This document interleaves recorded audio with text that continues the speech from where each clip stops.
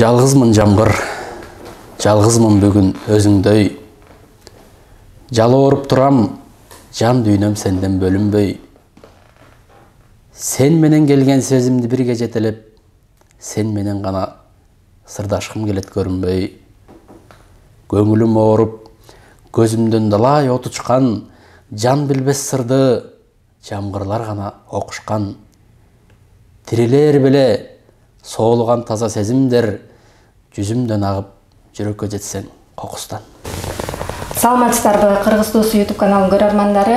Дүнөдө жарака кетсе ал акындын жүрөгү менен өтөт дегендей, Алык Осмонов атындагы сыйлыктын лауреаты акын Бердибек Жамгырчиев бүгүн бизде конокто. Кош келипсиз биздин студияга. Жакында эле Чынай Турсунбеков атындагы фонддун Жаш толкун деген сынагы болду. Ошол сынакта баш байгени алдыңыз. Ошол боюнча айтып өтсөңүз, сынак кандай болду? Кандай ырларды кабыл алды? Жакшы, бул бая жаштарга, жаш акындарга стимул болгон жакшы конкурстардын бири болду. Байгеси дагы жакшы дегендей. Негизи буга чейин мындай конкурстар болгон биздин жаш акындардын арасында, ушу поэзия сынактары болгон, бирок бул баягы масштабтуу деңгээлде өттү десем болот да. Биринчиден ошо Чыныбай агайдын юбилейсине учурдан пайдаланып рахмат айта кетет элек. Бул биринчиден баягы Чыныбай агайдын арбагын сыйлоо, экинчиден анын чыгармаларын сыйлоо, үчүнчүдөн жалпы адабиятты сыйлоо деп айтат элем. Чыныбай агайдын ыр жазып жүргөнүн укчу элем, бирок ошол жерден көп ырларын уктук да. Достору окуатты, курсташтары, группалаштары. Анан эгер Чыныбай агай саясатчы болбогондо, бизнесмен болбогондо, бул абдан чоң акын болмок экен деп ойлодум да. Жүрөккө тие турган, жан дүйнөнү ойгото турган абдан сонун саптар бар экен. Анан мен ойлодум, эмне үчүн ошол чыгармачылыгын жакшы адамдык бийик сапаттарын тирүүсүндө баалаган эмес, эмне үчүн ушунчалык ачыкка чыккан эмес деп ойлодум да. Демек кыргыз адамды тирүүсүндө көп барактай бербеген, ушундан да билсек болот да. Анан аябай таң калып калдым, чоң акын турбайбы деп анан өкүнүп да калдым. Бирок ошентсе дагы юбилейсү анын ырларын жерде калтырбай, анын сөздөрүн жерде калтырбай ошончолук бийик деңгээлде конкурс уюштурушту. Чыныбай агайдын арбагы дагы бир көрүнөн оодарылып алды болуш керек деп ойлодум. Анан жалпы деңгээл ошол бул жерден калыстар ошо ырларды иргеп алып, анан калган 20 акынды ошо көл жээгинен тандады. 20 акын тандалып, анан калган ошо лауреаттарды көл жээгинен тандалдык. Жалпысынан 300дөн ашуун ыры түшкөн экен. Анан мен ойлодум, ушу кыргыздын баары эле ыр жазып бараткан окшойт депчи. Анын 150гө жакыны дароо эле сүрүлгөн экен. Кээ бирөө ошо калыстар тобунун айтымына караганда шылдыңдагансып, өрдөп эле бирдемелер жаза берген окшойт да менин оюмчачы. Анан тандап отуруп ошо 20абыз көл жээгинде ат салыштык. Ал жерде ырыңдын маанисине, мазмунуна, техникасына, ойду берүү чеберчилиги, анан көркөм окуу ошол жерден. Көркөм окуу дагы каралды. Ошо баардыгы каралып келип, анан акырында ошо баш байгеге татыдык. Кудайдын буйругу экен. Эми бул жөн жерден болуп калган жок. Бул жерде ошо сенин даярдыгың, чыгармачылыгыңа болгон бийик мамилең, ырларыңа ат үстүнөн кароо эмес, жан дүйнөңдү төшөп мамиле кылуу, кээ бирөө бар го. Бул менчик хобби деп коюшат да. Кааласам жазып коем, кааласам жазбайм деп ат үстүнөн мамиле кылгандар бар. Бирок мен ушу чыгармачылыкка аралашкандан баштап жан дүйнөм менен берилип, аяр мамиле кылып келем. Бул баш байгеге жетишиме дагы ошол өзүмдүн чыгармачылыгыма болгон бийик мамилем болуш керек деп айта алам да.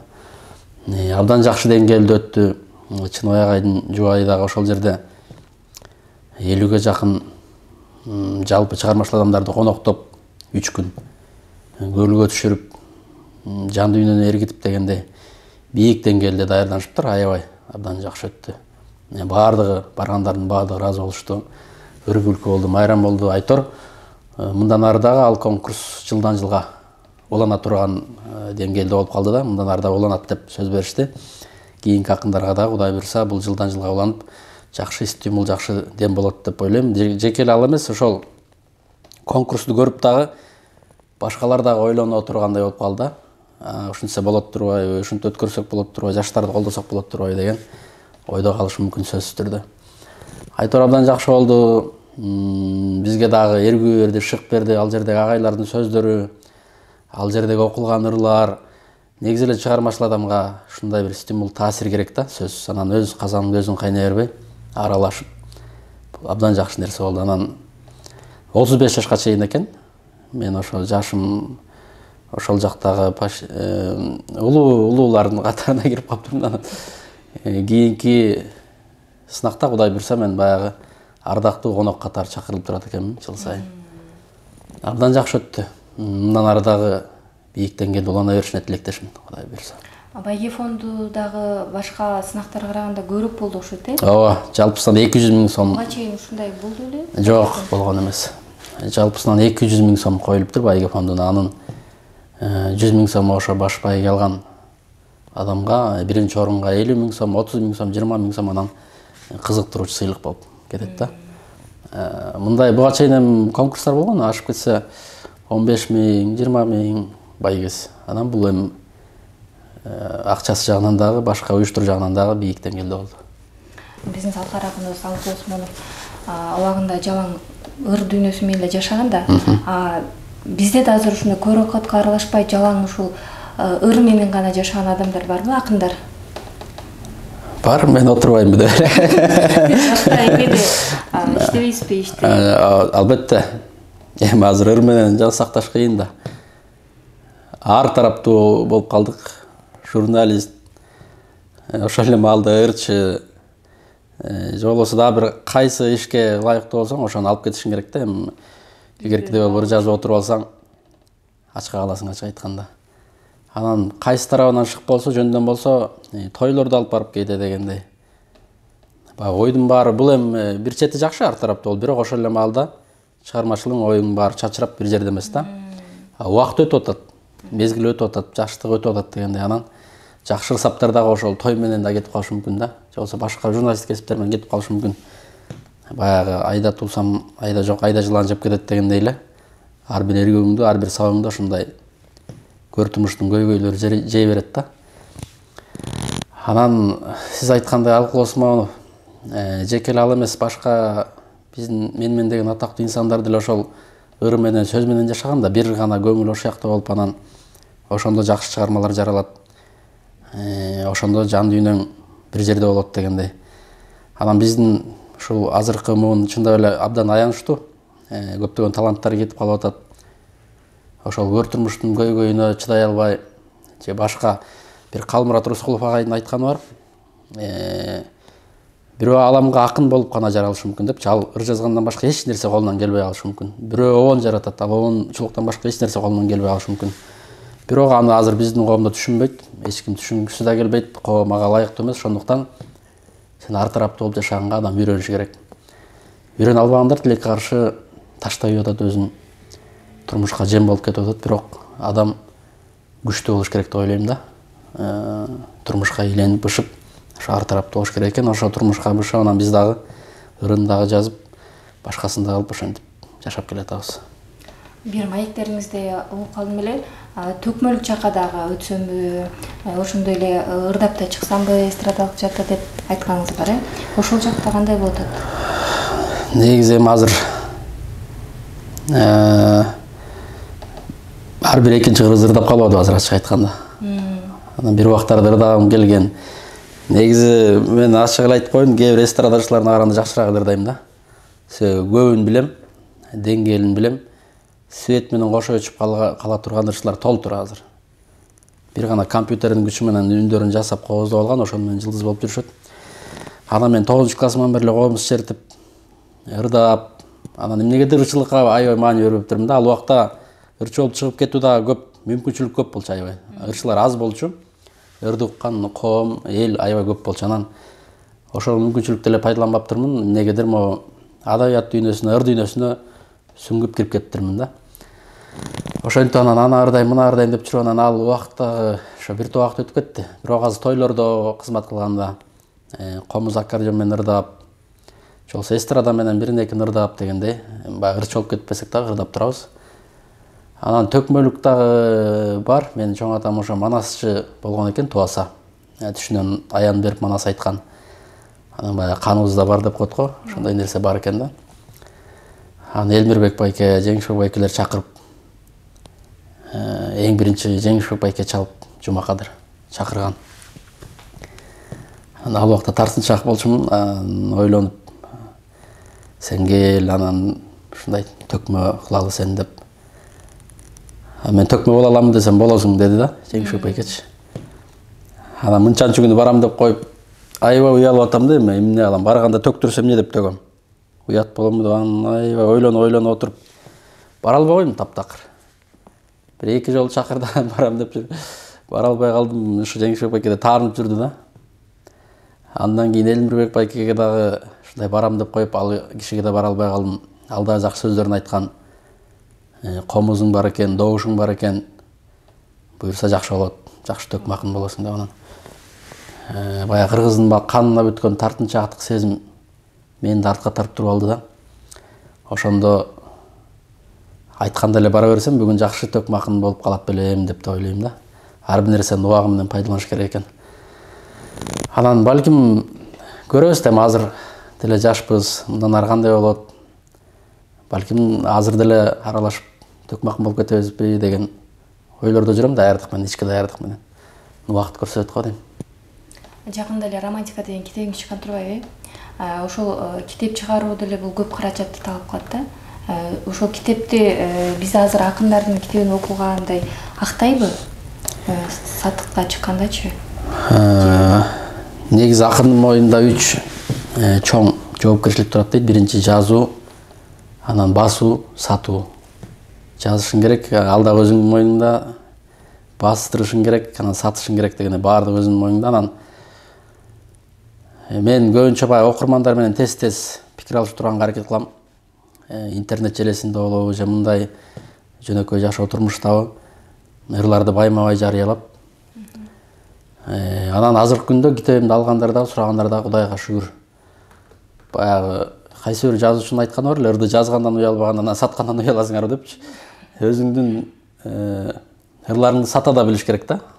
Азыркы рынок заманында сата да билиш керек. Анан уялып, намыстанып, эмнеге намыстанасың? Сен бирөөнүн бирдемесин урдап атасыңбы? Же мамлекетке зыян кылып атасыңбы? Деп анан мен ошол жазганды дагы үйрөнүп, анан сатканды дагы үйрөнүп калдым десем болот. Жарнамалап, окурмандар менен иштешип, кадимкидей конкурстарды уюштуруп. Кудайга шүгүр, азыр мен китеп чыгаргам, өтүшү жакшы кетип атат, сурагандар көп. Күнүгө китеп дүкөнүнөн алып кетип аткандар көп. Анан Кудай буйрса онлайн заманы бүтсө, студенттердин, окуучулардын баардыгы кадимкидей окуп, кадимки жашообузга аралашсак, бир жакшы кечелерди өткөрүп, жакшы конкурстарды өткөрүп дагы көп нерсе кылсак деген тилегим бар, оюм бар. Анан Кудайга шүгүр өтүшү жакшы. Чыгармачылык кризиске учураган кездер болобу? Мындай эч кандай сезим келбей жазууга мындай тартпай калган учурлар болобу? Болот эми, баягы кечке иштей берсең деле жан дүйнөң жүрөгүң чарчайт, анан кээде эс алуу керек болот кадимкидей. Баягы чыгармачылык кризис дегендей болот да кадимкидей. Бир нерсе жазайын дейсиң, эч нерсе чыкпайт. Эргүүң жок, таптакыр. Кээде айлап жылдап ошондой отурган болот, бирок ал убакта дагы таптакыр отуруп калбай, адам өзүнө эргүүнү чакырыш керек деп ойлойм. Жакшы адамдар менен көп сүйлөшүш керек. Жакшы китептерди окуш керек, жакшы музыкаларды окуш керек. Ошентип анан адам өзүнүн жан дүйнөсүн калыбына келтирсе болот да. Себеби азыркы заманда кризиске бир батсаң, ошон менен улам батып кете бериши мүмкүн да. Ошондуктан агымга каршы сүзгөн балыктай болуп, каршы сүзүп, жакшы ойлордо, жакшы идеяларда иштеш керек деп ойлойм. Менде дагы ошондой учур болду бир убактарда. Кадимкидей бир капаландым да, ушундай бир болду, ыр жаза албай каламбы. Жазсаң деле окшошпойт да, жеңил эле бир нерселер чыккан сыйт. Анан бул адай баягы чыгармачылык кризиске баарынын эле башында болот экен ал. Анан агайлар менен сүйлөшүп ал болот. Кээде 5-10 жылда эч нерсе жазбай калган учурлар болот деп агайлар айткандан кийин анан деп кайра өзүмө келип ушундай учурлар болду. Бирок ага көпкө кармалбай мен чыгармачылык кризиске батыраак чыкканга аракет кылам колдон келишинче. Баягы балам балалуу болгону билесиң дегендей, бала тарбиялоо жаатында кандайсыз? Үйдө келинчегиңизге жардам бересизби? Албетте, баягы бала бир эле кишиники эмес, бир үй болгондон кийин баягы колдон буттан алып убакыт ушунчалык учкан куштай зымырайт экен. Кечээ эле биз кичинекей бала элек, бүгүн 2 баланын атасы болуп калдым билинбей эле. Улуусу 5ке чыгып калды, кичүүсү кызым 3 жашка чыгып калды. Кызымдын атын Элмирбек байкемдин каарманынын атынан ошо Арузат деп койдум эле. Арузат деп коюп, анан ушу батаңызды бериңиз. Кызымдын атын Арузат деп койдум деп, анан Элмирбек байкемдин батасын алганбыз. Ошо карма өзүм ошондой кыздуу болсом ушул атты коем деп баягы кыялданып жүрөсүң го, ичиңен даярдап. Ошол билинбей эле убакыт зымырап өтүп, анан үй бүлөдө эми келинчегим да чыгармачылык чөйрөдөн ырдайт. Кадимки чоң ырчы Кенже Кубатованын шакирти болот, Мыскал тобунун солисткасы.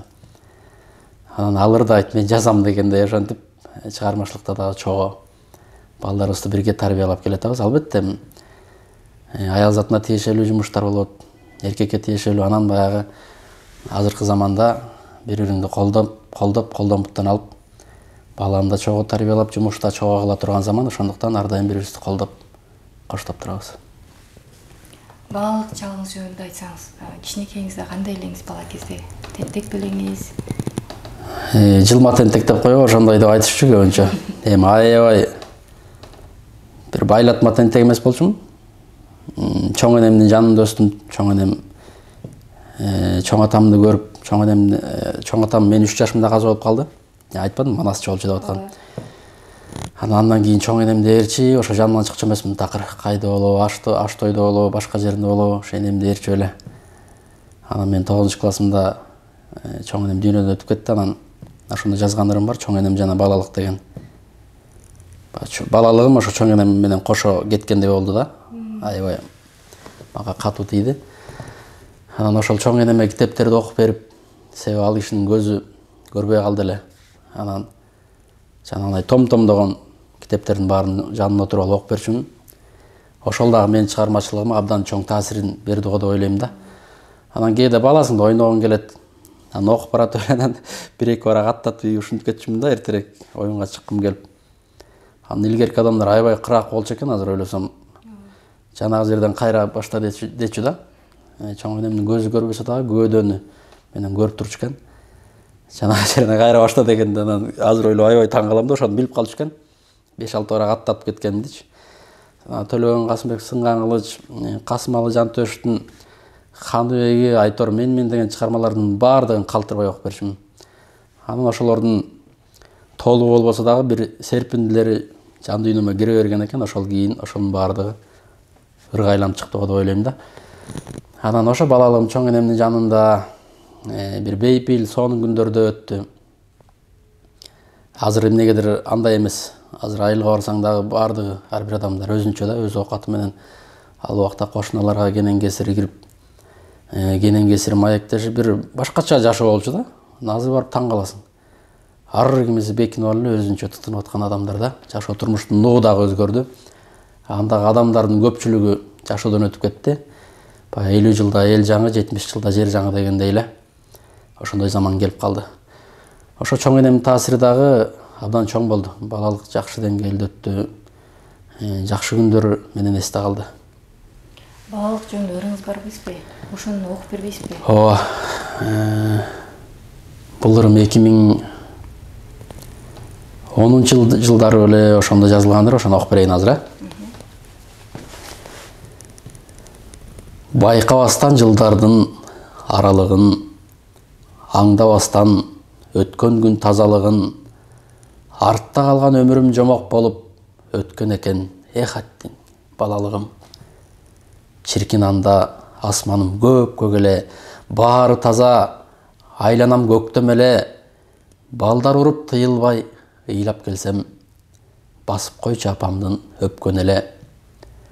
Азыр эми көз нурум тоонош албайт, туман баскан жарыктан шоола тандайт. Балдар урбай, мен азыр турмуш уруп ыйлап турсам апам да сорот албайт.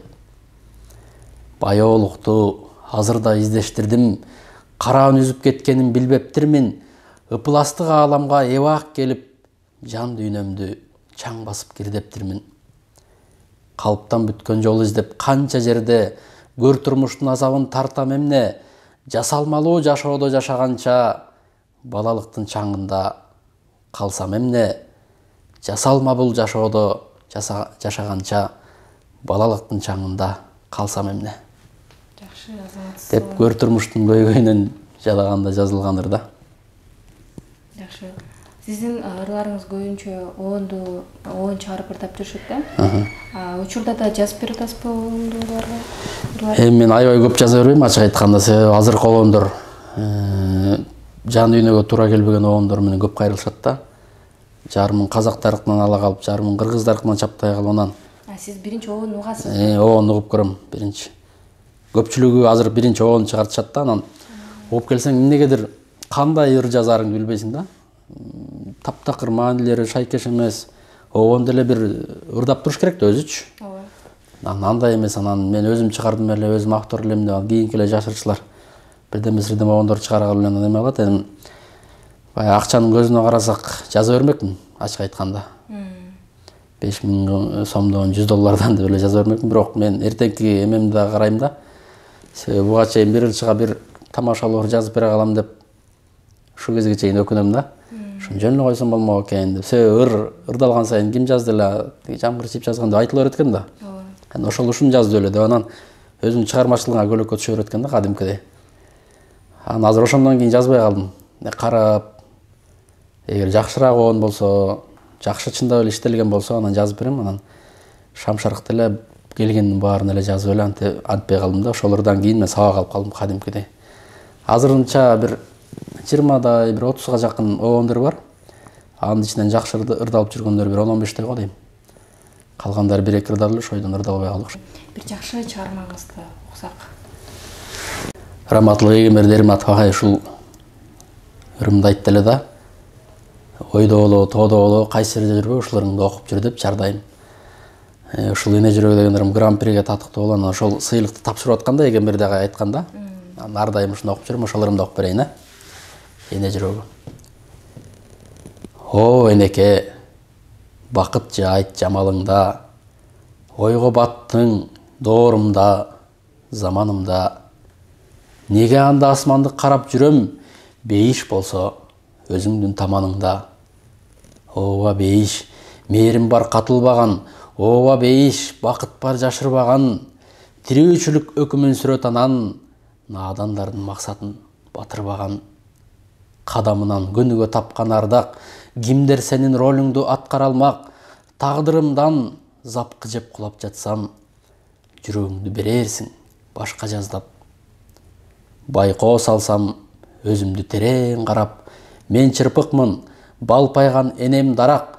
Октоп келсе мылтыгын ажал бир күн, ойлонбостон мен үчүн энем барат. Жолдор татаал өмүрдө эне баскан, көөдөндөгү көзүмдү энем ачкан. Кара түнгө айланып энем жокто, каралбаган үйдөймүн желе баскан. Ашууларга көз жетпейт энем ашкан, санааларга сөз жетпейт эне баткан. Энелерди окшотом зор кемеге, түйшүктөрдү көтөрүп келе жаткан. Тартиби жок уулдарын кошо жандап, эне жүрөт чечилбес түйүндө да. Таяк менен үмүттү кошо кармап, эне жашайт каарылар үйүндө да. Жакшы ойлор заматта тебеленип, колум барбайт кээ кезде жазаарга да. Оокат сатып турмушту тегеренип, эне жүрөт күнүмдүк базарда да. Кол жетпеген сыйда да эне жүрөт, шор кетпеген ыйда да эне жүрөт. Тирүүлүктү айланып күн сыяктуу, тириликти жылыткан эне жүрөк. Көлөкөңдөй өлгүчө коштогон ким, көңдөй улун жаманга кошпогон ким. Бейишиңден айырган тозок ошол энелердин жүрөгү токтогон күн. Эч ким сыздап энесин жоктобосун, энелердин жүрөгү токтобосун. Келип бергениңизге рахмат. Чоң рахмат. Сизге эркин микрофон. Кабыл тилектериңиз болсо, элге айта турган сөздөрүңүз болсо айтсаңыз. Кабыл алган сиздерге рахмат. Ар дайым ушундай чыгармачыл чөйрө менен жакын мамиледе болуп, жакын алакада болуп, ишиңиздер ийгиликтер менен коштоло берсин дейт элем. Анан кыргыз элине айтарым, эң башкысы биримдигибиз бекем болсун. Биримдик болсо баарын жеңебиз. Сен түндүксүң, мен түштүкмүн деп бөлүнбөй, бир муштундай биригип, журт келгендей жыйын болуп, чумулган колдо уюм болуп, баарыбыз биримдикте бололу. Ырыскыбыз кемибесин, ынтымагыбыз бекем болсун. Анан Элмирбек байкебиз жазгандай, аруурлардын актаңында чыгармачылыктын асманда жолугушуп, бейпил түндөрдө, эркин күндөрдө жолугушалы демекчимин.